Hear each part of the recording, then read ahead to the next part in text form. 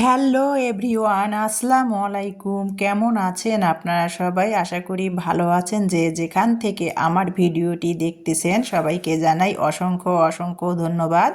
আর যারা ভিডিওটি দেখা শুরু করেছেন একটা লাইক দেন নাই, প্লিজ মনে করে একটা লাইক দিয়ে আমার ভিডিওটা দেখে নেবেন। আশা করি আর কি ভালো লাগবে।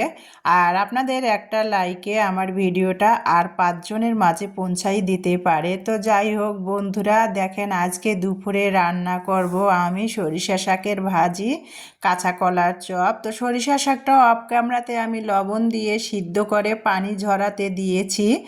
সিদ্ধ পানিটা প্লাস্টিকের ঝুড়িতে ঝরাতে দিয়ে এখানে সরিষা শাকটা আমি ভাজি করব। সরিষা শাকটা ভাজি করার জন্য রসুন কুচি, পেঁয়াজ কুচি, কাঁচামরিচ কুচি নিয়ে তেল দিয়ে মানে সব পেঁয়াজ রসুন কাঁচামরিচ ভেজে নিলাম, একটু ব্রাউন কালার করে ভেজে নিয়ে তারপরে সিদ্ধ করে যে সরিষা শাকটা পানি ঝরাতে দিয়েছিলাম সেটা আমি তেলের মধ্যে ভেজে নিচ্ছি। আর আমি কিন্তু এভাবে আর কি সরিষা শাকটা ভাজি করে থাকি।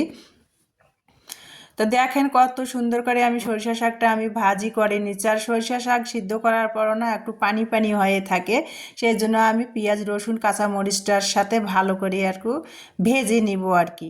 তো ভালো করে ভেজে নিয়ে সরিষা শাকটা দেখেন আমি এখন তুলে নিব। নিয়ে এখন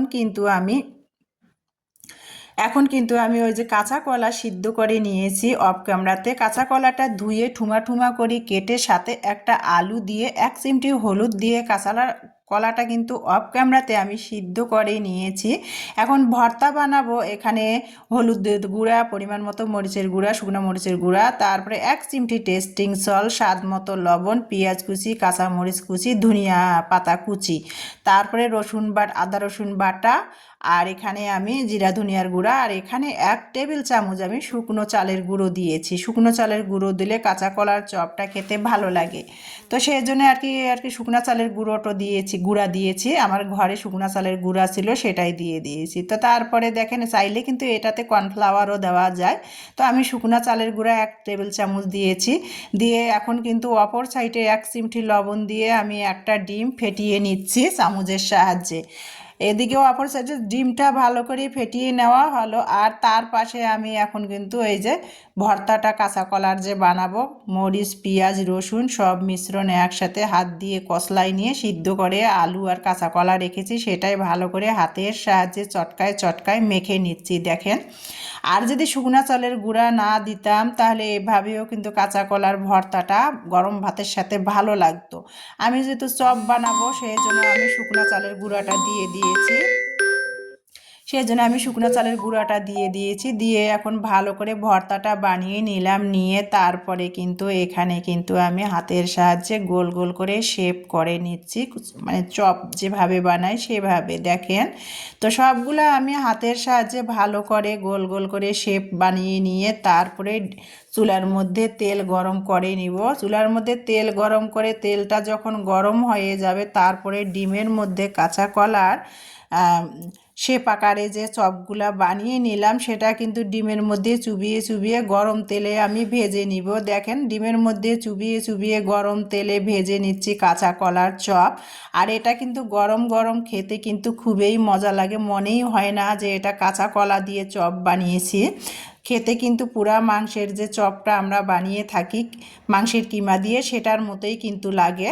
তো দেখেন তেলের মধ্যে আমি গরম করে ডিমের মধ্যে চুবিয়ে চুবিয়ে কাঁচা কলার চপগুলো ভেজে নিচ্ছি। এপিঠ উপিঠ ভালো করে আমি লাল লাল করে আর কি ভেজে নিব। আর অবশ্যই চুলার জালটা আমি হাই হিটেও দেই নাই, লো হিটেও দেই নাই, মাঝামাঝি চুলার জালটা দিয়ে দিয়েছি আমি ইন্ডাকশানের।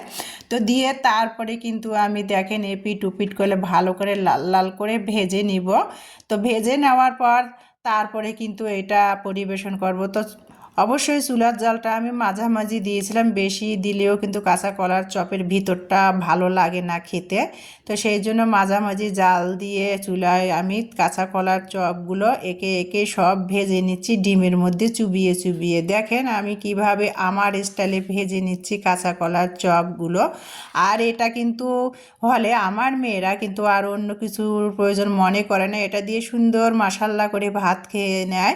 তো দেখেন দুপুরবেলা সরিষা শাক ভাজি, কাঁচা কলার চাপ, আর হ্যাঁ, কাঁচা কলার খোসাটা কিন্তু সিদ্ধ করে আমি ফালাই নাই, সেটা রেখে দিয়েছিলাম, সেটা দিয়েও কিন্তু আমি ভর্তা বানিয়ে নিয়েছি। দেখেন কাঁচা কলার খোসাটাও আমি ভর্তা করে নিয়েছি।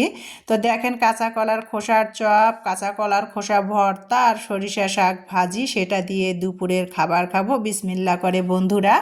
তো আমার ভালো লাগাটা সেটাই শেয়ার করতেছি বন্ধুরা। ভিডিওটি দেখতে দেখতে আবারও বলছি, যারা এ পর্যন্ত এসেছেন মনে করে একটা লাইক দেন নাই, প্লিজ একটা লাইক দিয়ে দিবেন। আর আমার ভিডিওটা যারা যারা যারা যেখান থেকে যেভাবে অবস্থায় দেখতেছেন তাদেরকে সবাইকে জানাই অসংখ্য অসংখ্য ধন্যবাদ। তো দুপুরের খাবার খেতে খেতে বিদায় নিব আপনাদের মাঝ থেকে। সবার সুস্বাস্থ্য কামনা রেখে আজকে দুপুরের খাবার খেতে খেতে ভিডিওর মাঝ থেকে বিদায়। আল্লাহ হাফেজ।